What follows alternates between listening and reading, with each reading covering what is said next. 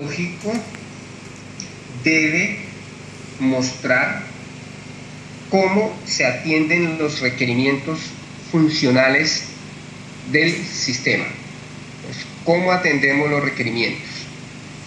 Esa es la directriz de la convención del punto de vista lógico. Esa convención me lleva a que construya la vista lógica, ¿de acuerdo? Resulta que para construir la vista lógica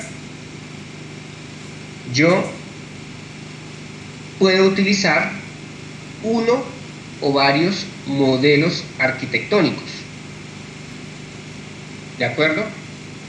Y esos modelos arquitectónicos deben regirse por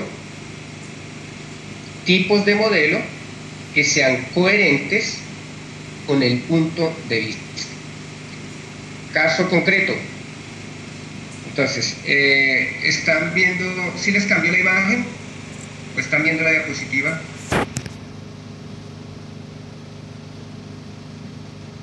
¿Me confirma? Pues vamos a mirar acá. No, están viendo la diapositiva. Entonces, les voy a compartir ahora el ejemplo. Vamos a compartir una versión inicial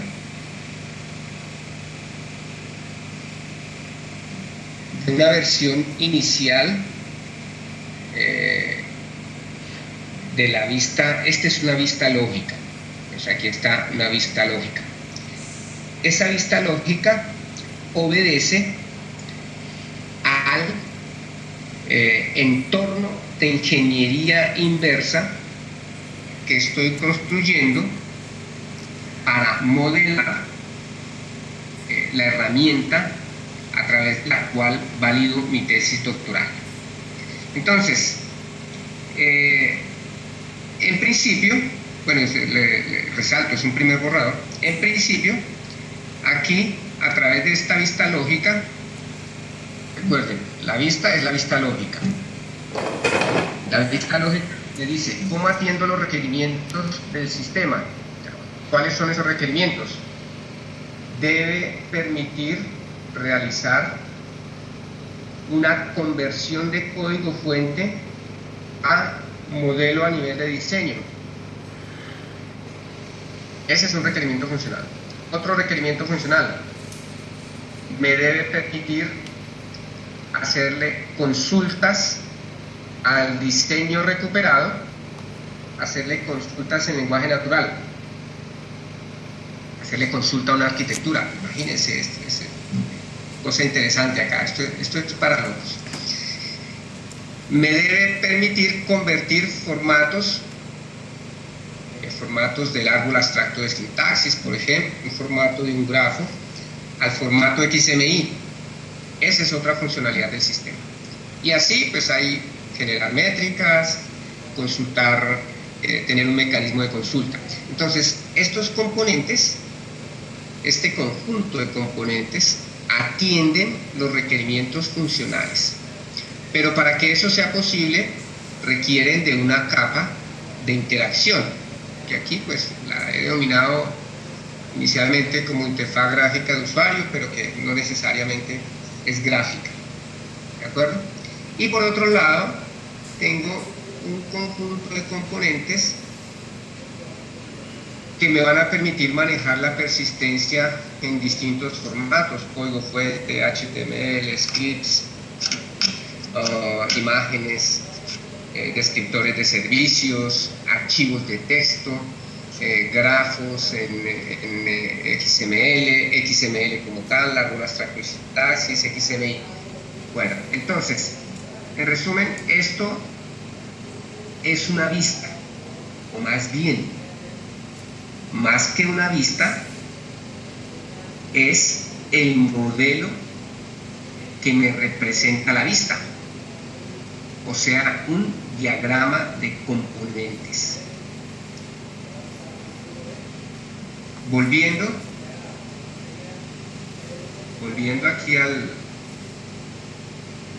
acá,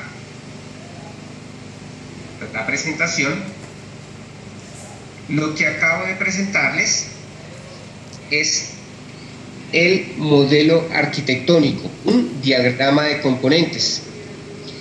Ese diagrama de componentes corresponde a la vista lógica. La vista lógica es el resultado de lo que me exige el punto de vista. ¿Qué me exige el punto de vista? Mostrar cómo el sistema responde los requerimientos del usuario final. ¿Y a través de qué modelo lo estoy haciendo? Componentes. El modelo que hace un momento les presentaba es un modelo estructural. ¿De acuerdo? Hay distintos tipos de modelos. Hay modelos estructurales, hay modelos de comportamiento. Hago una aclaración, que aquí viene posiblemente lo complejo. Esas clasificaciones de los modelos, lo difícil aquí es que no existen consensos. Los más típicos pues nos hablan de modelo estructural, modelo de comportamiento, pero fácilmente uno en la literatura encuentra otras propuestas. Hay quienes dicen que el modelo de despliegue en realidad es distinto y que no es la vista de despliegue. Entonces, un ejemplo de cada tipo de modelo, Eric. Bueno, el ejemplo de modelo estructural es el que acabo de mostrarles. ¿Sí? Un modelo de comportamiento puede ser un modelo de comportamiento. Lo puedo representar. Voy a la presentación como tal, perdón que aquí se cruce la presentación. Entonces, un modelo de comportamiento lo puedo representar a través de un modelo arquitectónico como un diagrama de secuencias que muestre los procesos. ¿Sí? La comunicación entre componentes. Entonces, ese sería un modelo arquitectónico que obedece a un tipo de modelo de comportamiento. No sé si con esto se entendió, Eric, o si por el contrario estamos más confundidos. La voy a explicar un poco mejor cuando analicemos la propuesta de Philip Krupkin, que es 4+1, posiblemente familiar para ustedes. Entonces analizaremos allí más detalladamente esas relaciones, bueno, lo que es la arquitectura, la descripción de la arquitectura con sus reglas de correspondencia, con la correspondencia y con unas razones, fundamentos arquitectónicos. Bien, entonces, no sé si hay alguna pregunta, si todo está claro, si por el contrario estamos más confundidos. Espero que sea la primera.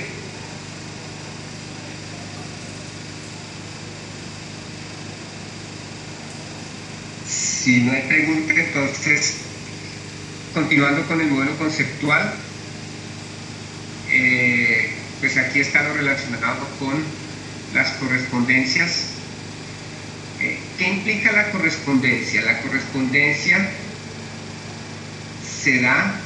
la correspondencia representa las relaciones que existen entre los elementos que describen la arquitectura. ¿Y cuáles son esos elementos? Los elementos que describen la arquitectura son los interesados, los intereses, las vistas arquitectónicas, los puntos de vista arquitectónicos, las vistas arquitectónicas, los modelos, tipos de modelos y los modelos arquitectónicos. Entonces, Entre ellos, cuando yo quiero hacer la descripción de una arquitectura, en realidad lo que hago es relacionarlo. Y démonos cuenta que yo, obviamente, por lo menos relaciono dos. Y de igual manera, pues para que esa relación tenga sentido, debo aplicar unas reglas de correspondencia. Repito esto, pues para no extenderme tanto, yo creo que incluso lo hago cuando estemos presencial allí, porque de igual forma es un poquito abstracto. Con respecto al modelo conceptual de las decisiones y fundamentos arquitectónicos, pues de igual manera es cuestión de que tratemos de interpretar lo que nos representa el modelo. Es importante, aquí resalto el hecho de que las decisiones arquitectónicas siempre deben estar acompañadas de algún tipo de argumentación. Por ejemplo, yo no puedo llegar y decir, bueno, el sistema va a aplicar el estilo cliente-servidor o un estilo orientado a servicios.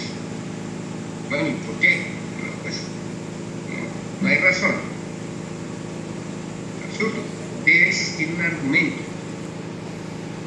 ¿Cuáles son las razones técnicas que lo llevaron a esa decisión? ¿Sí? Entonces, eso es lo que se quiere. Bueno, es un ejemplo sencillo sobre este tipo de relación. Ahora bien, las decisiones arquitectónicas corresponden a ciertos intereses. Por ejemplo, pues coloquemos el caso de quien pone el dinero. Resulta que la persona que está dando el dinero es me dice, bueno, yo quiero que usted me haga un sistema que incluso permita interpretar los gestos que hace el usuario para identificar si está de acuerdo o no con las decisiones que tomamos. Y pues bueno, yo como arquitecto de software le digo, excelente, lo hacemos. Pero cuando le hablo de presupuesto me dice, uy, no, es que no tenemos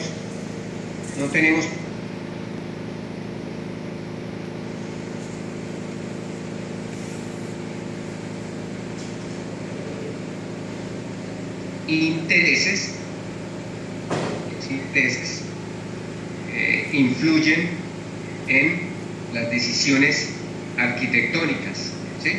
Bueno, se tiene un interés, pero ese interés hay que respaldarlo. Y de igual manera, pues yo no puedo tomar la decisión de decirle sí si no tengo un fundamento que soporte desde el punto de vista tecnológico y económico el interés que me está manifestando, en este caso, el propietario.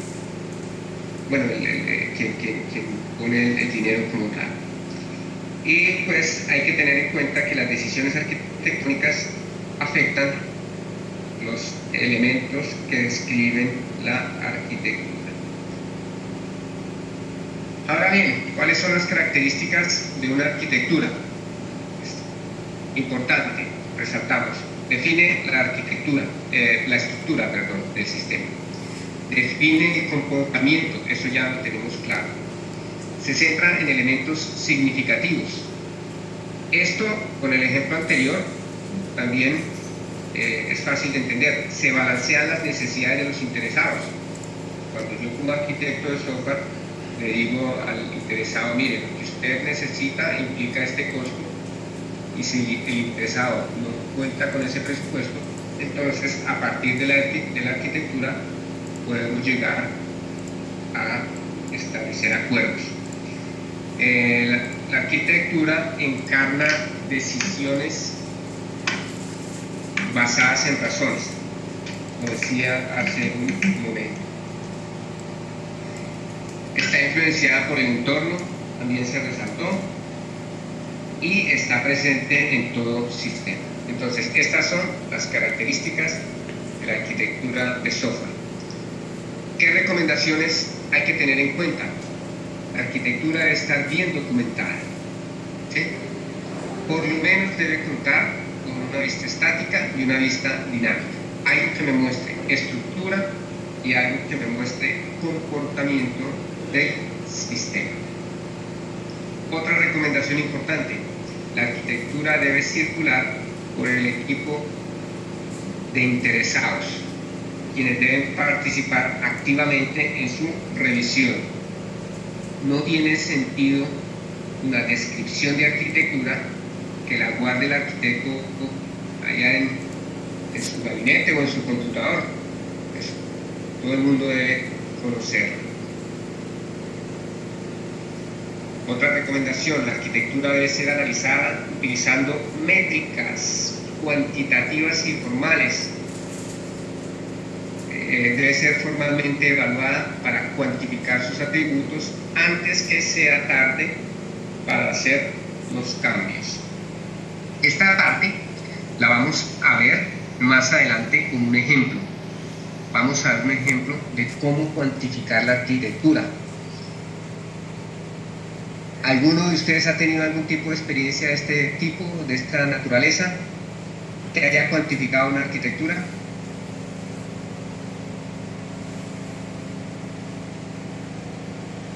¿No? Bueno, entonces espero que el ejemplo que les presente en su momento les sea de interés. Aquí hay otro aspecto bien importante. La arquitectura debe ser definida por un arquitecto o por un grupo pequeño de arquitectos. En realidad no tiene sentido que la arquitectura de un sistema sea producto del consenso entre 10, 15, 20 personas. No, definitivamente no. Porque como hay que tomar decisiones, el proceso de toma de decisiones se hace más complicado entre mayor es el número de personas que intervienen, ¿sí? Otra recomendación: el arquitecto debe tener los requerimientos funcionales del sistema y una lista estructurada y priorizada de los atributos y prioridades que debe satisfacer el sistema. Miren que en muchas oportunidades he utilizado el término de requerimientos. Es más, por ahí ya tienen un trabajito al cual vamos a pasar dentro de unos minutos. ¿Sí? Requerimientos juegan un papel muy importante al momento de hablar de arquitectura. Ahora bien, algunas reglas. La arquitectura debe caracterizarse por módulos bien definidos, cuyas funcionalidades y responsabilidades han sido asignadas bajo los principios de ocultación de información y separación de intereses. Quienes vieron programación orientada a objetos conmigo posiblemente recuerdan eso de ocultar, cómo ocultar, el hecho de ocultar, definir módulos. Mire, aquí también se aplica.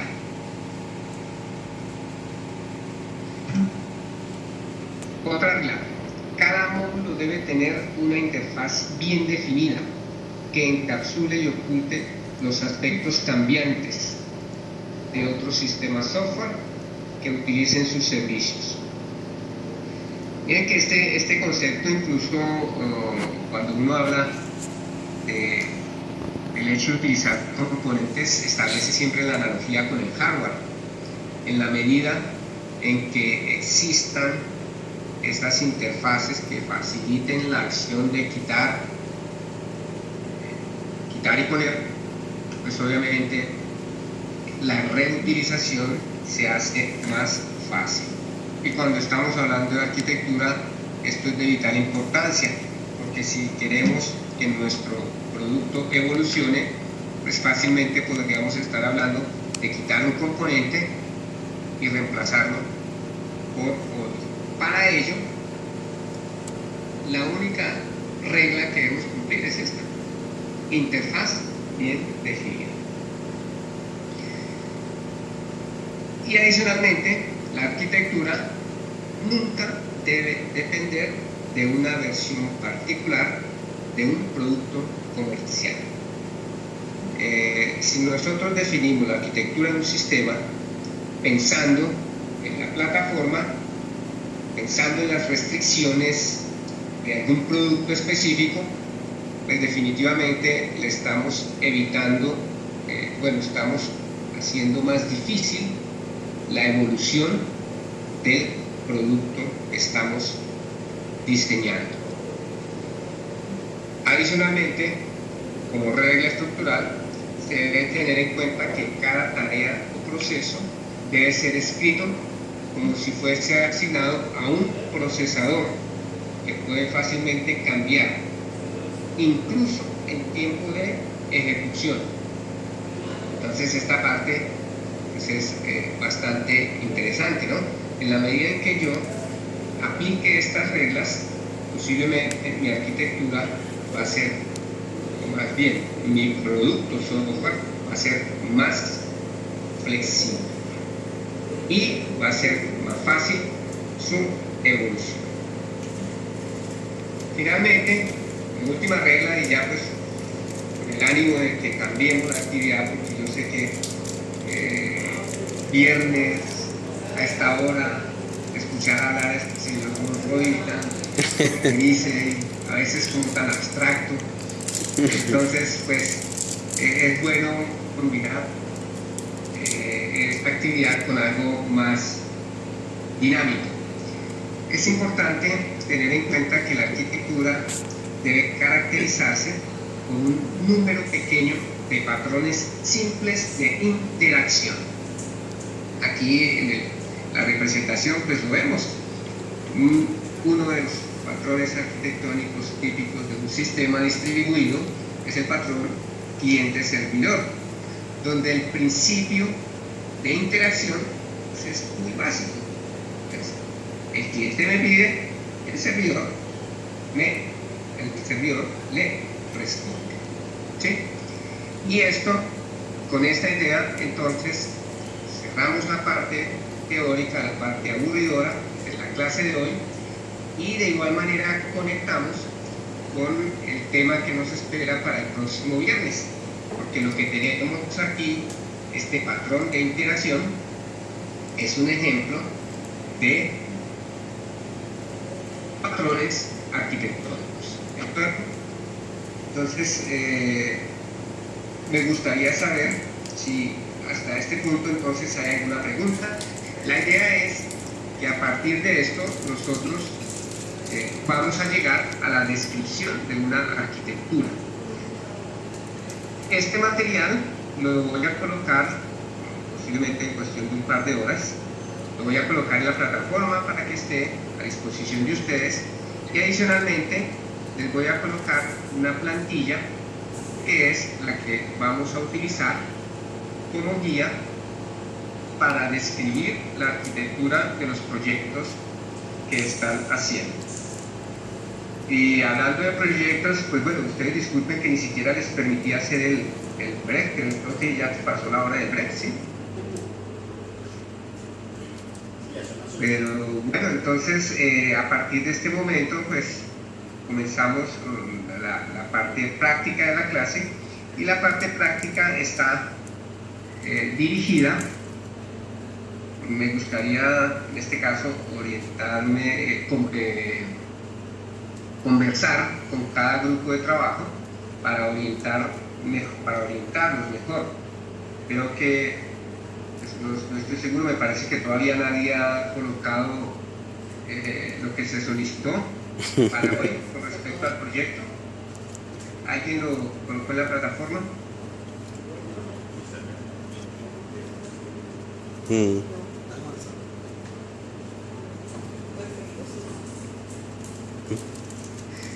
Se miran con sonrisas. ¿Qué habla, profe? No hay ninguno. Ok, bueno. Obviamente, yo comprendo que no es un trabajo trivial. Hay un detalle, pues en realidad aquí, bueno, ustedes han trabajado conmigo y saben muy bien que lo interesante, lo importante en este proceso es el aprendizaje. Pues a veces como que les pongo mucho trabajo, ¿no? Pobrecitos, ese profesor los carga de mucho trabajo. Pero la cuestión es que nosotros somos víctimas de las circunstancias y el curso es relativamente muy corto y es más, creo que va a ser aún más corto porque he recibido una propuesta, creo que incluso nace de ustedes mismos, donde plantean que a partir de mi llegada el 24 de octubre trabajemos también los sábados, ¿cierto? Esa fue una propuesta que hay que discutir con todos los compañeros, profe. Que cuando venga hacemos la discusión porque algunos no sabíamos, entonces ahí cuando usted venga cuadramos, no se preocupe. Ah, bueno, yo ya me programé. Ya se programó. Ok, bueno, ahí miramos cómo hacemos. Entonces, Manuel me dice aquí, el documento de especificación de requerimientos es bastante grueso. Viene unas plantillas en línea. ¿Manuel ha visto alguna otra plantilla más sencilla? Yo vi una también. Yo vi un par de plantillas y están bien complicadas, pero igual, Ese fue el proyecto. pero es bien completo, o sea que bien trabajada debe servir hasta para los proyectos de uno. Pero así para entregarla, por lo menos yo se la voy a mandar ahorita con la descripción del proyecto de nosotros, el mío, para que usted me dé también una opinión, porque ahorita le voy a hacer unas preguntas al respecto. Bueno, desde mi perspectiva, la plantilla es un aspecto de forma. Me interesa la esencia. En la medida en que se mantenga la esencia de lo que de los aspectos que resalta el estándar de el IEEE 830, pues en realidad el formato, pues creo que el formato como tal no es trascendental. Sí es trascendental el contenido. Me dice una que requiere definir cada detalle del sistema, incluye requerimientos funcionales, no funcionales, etc. Sí, la del 830 pues también, lo que pasa es que si uno la estructura, recuerden que en el 830 hay varias plantillas, yo recomiendo la primera, creo que la titula el template el A. ¿Sí? Pero repito, de igual forma, si están los aspectos que incluye la IEEE 830, pues no hay problema, es cuestión de forma. Me concentro más en la esencia. Bueno, entonces, con el ánimo de que ustedes también puedan levantarse un poquito y, pues bueno, sacudirse, porque pues hubo aspectos bastante conceptuales acá. Me gustaría dialogar con cada grupo. Tengo entendido, veo que están, perdón, los cuentos 2, 4.